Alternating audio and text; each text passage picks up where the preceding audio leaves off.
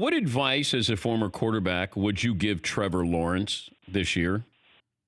Well, far be it from me to give him any advice, but just being, this kid's a freak.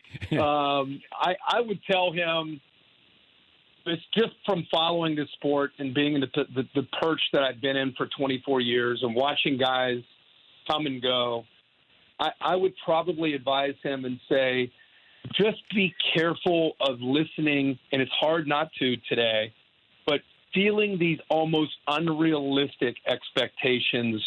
What happens when I've watched guys feel as if they've told me after the season, they subconsciously feel that they have to live up to that hype.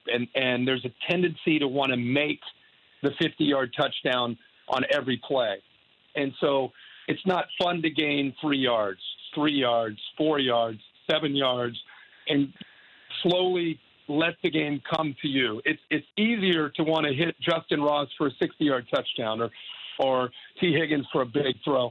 And I think there's just a tendency to force the issue. And, in this sport, when you start trying to make plays instead of letting those plays come to you, there's a bit of a problem. And I think Clemson as an offense, that's probably the biggest thing that they have to fight against is trying to live up to such big expectations when you have a quarterback like that. But he's as good as they say. I mean, he's the best I've seen. I mean, Andrew Luck was a really good one when you start thinking about who will transition to the NFL.